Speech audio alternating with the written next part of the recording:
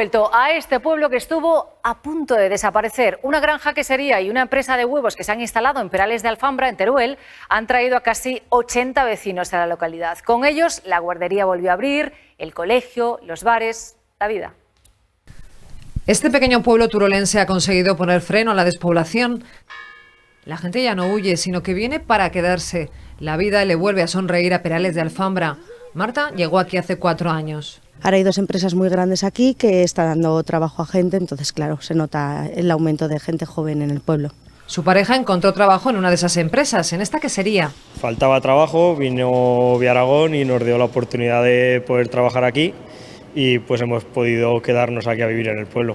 Una granja en expansión que se puso en marcha en 2019 y ha generado ya 9 puestos de trabajo. Gente con mucha ilusión y, como veis, gente muy joven que está haciendo crecer a Perales.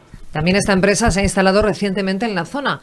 Ha contratado a medio centenar de personas. Tenemos desde inmigrantes que han venido con sus familias hasta gente que ha huido de las grandes ciudades. Gracias a estas empresas, la vida ha vuelto al pueblo y a la comarca. Han contratado en 3 años a cerca de 60 personas y el número de habitantes se ha disparado. Han conseguido revertir la tendencia y garantizar así servicios que antes peligraban. La única forma de que el medio rural crezca es generando puestos de trabajo. Traen la familia, traen los hijos, es la única forma de fijar población. En las calles ahora convive la tranquilidad con el bullicio de los más pequeños.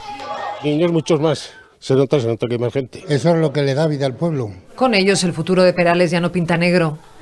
En el colegio han pasado de tener apenas 5 niños en 2018 a contar con 21 alumnos por ahora, porque la natalidad también ha aumentado. Con previsión de que en los próximos 3 años entren 10 más. Antes un niño y se quedaban los abuelos mirando, porque casi les daba alegría. Ahora hay muchísimos ya. Nuevas generaciones que seguirán escribiendo la historia de este pequeño pueblo que se resiste a desaparecer.